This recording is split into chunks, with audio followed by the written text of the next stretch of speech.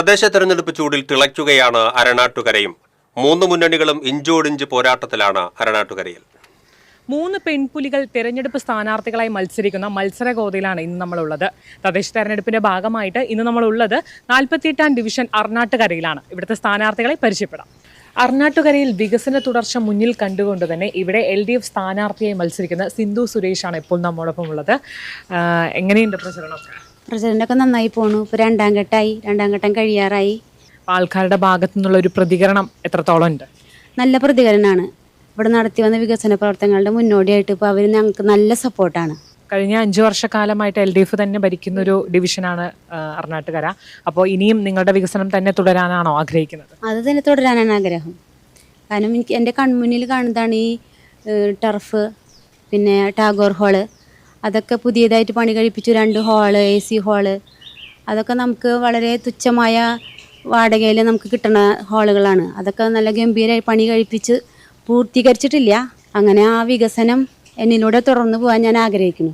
അപ്പോൾ എങ്ങനെയാണ് ഇപ്പോൾ രാഷ്ട്രീയത്തിലോട്ട് വരുന്നത്? ആദ്യമായിട്ടാണ് മത്സരിക്കുന്നത്.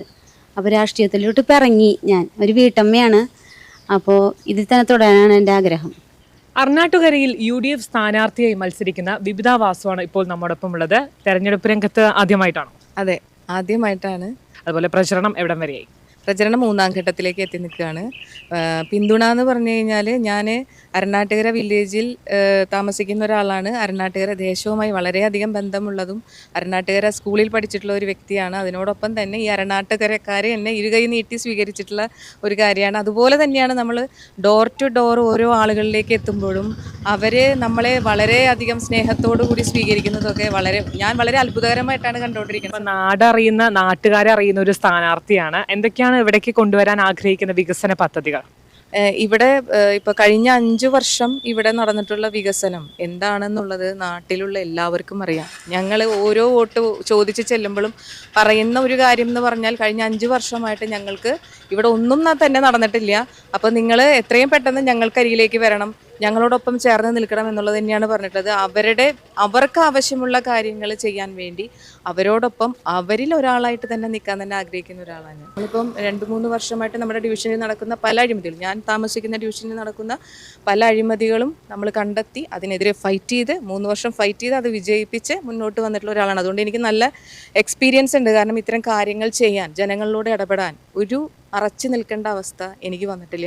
വിജയം നമുക്ക് ഉറപ്പിക്കാം എന്ന് തന്നെയാണ് എല്ലാവരോടും ചോദിക്കാം. അത് വിജയം നമുക്ക് ഉറപ്പിക്കല്ലേ? യെസ്. അരണാട്ടുകരയുടെ വികസനത്തിനായി ഇവിടെ NDA സ്ഥാനാർത്ഥിയായി മത്സരിക്കുന്ന നിജി KG ആണ് ഇപ്പോൾ നമ്മോടൊപ്പം ഉള്ളത്. എങ്ങനെ പ്രചരണ രംഗമൊക്കെ എങ്ങനെ പോകുന്നു? നമസ്കാരം.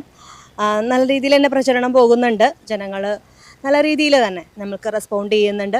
കേന്ദ്ര ഗവൺമെൻറ്റിൻ്റെ പദ്ധതികൾ കൂടുതലായിട്ട് ജനങ്ങളിലേക്ക് നമ്മൾ എത്തിക്കാനായിട്ട് പ്രചരണത്തിലൂടെ തന്നെ ഞങ്ങൾ ശ്രമിക്കുന്നുണ്ട്. വളരെയധികം നല്ലൊരു റെസ്പോൺസായിട്ടാണ് എനിക്ക് തോന്നിയിട്ടുള്ളത്. കാരണം വളരെയധികം ജനങ്ങളിലേക്ക് എത്താൻ കഴിഞ്ഞു എന്നുള്ളൊരു ആത്മതൃപ്തിയോട് കൂടിയിട്ടാണ് ഞാൻ 2ാം ഊഴത്തിന് വേണ്ടിയിട്ട് അരണാട്ടുകരയിലേക്ക് നിൽക്കുന്നത്. ഇപ്പോൾ യുവതലമുറയ്ക്ക് കൊണ്ടുവരാൻ ആഗ്രഹിക്കുന്ന എന്തൊക്കെയാണ് അത്തരത്തിലുള്ള ഒരു വികസന കാഴ്ചപ്പാടുകൾ എന്തൊക്കെയായിരിക്കാം? സ്ത്രീ ജനങ്ങൾക്ക് വേണ്ടി കേന്ദ്ര ഗവൺമെൻറ് ഒരുപാട് പദ്ധതികൾ നമ്മൾ ഇവിടെ ഇംപ്ലിമെൻ്റ് ചെയ്തിട്ടുണ്ട്. അപ്പോൾ അതെല്ലാം സാധാരണക്കാരായ ജനങ്ങളിലേക്ക് എത്തിക്കാൻ വേണ്ടിയിട്ട്, ആ പദ്ധതികളെക്കുറിച്ച് എത്തിക്കാൻ വേണ്ടിയിട്ട് നമുക്ക് ജനങ്ങളുടെ ഉള്ളിൽ നിന്ന് തന്നെ പ്രയത്നിക്കുന്നത് തന്നെയാണ് എനിക്ക് പറയാനുള്ളത്. വിജയം നമുക്ക് എത്രത്തോളം ഉറപ്പിക്കാം? വളരെ ആത്മവിശ്വാസത്തോടു കൂടിയിട്ടാണ് ഇപ്പോൾ നിലവിലുള്ളത്. തദ്ദേശ തെരഞ്ഞെടുപ്പിൽ ചൂട് പിടിച്ചിരിക്കുകയാണ് അരണാട്ടുകര. ഇവിടെ 3 മുന്നണികളും ഇഞ്ചോടിഞ്ചുള്ള പോരാട്ടത്തിലാണ്. ഇനി 48ാം ഡിവിഷൻ അടുത്തത് ആർക്ക് എന്ന് കണ്ടറിയാം. അരണാട്ടുകരയിൽ നിന്നും ക്യാമറാമാൻ കൃഷ്ണകുമാർ K. മലയിലിനോടൊപ്പം പ്രിയങ്ക, TCV ന്യൂസ്.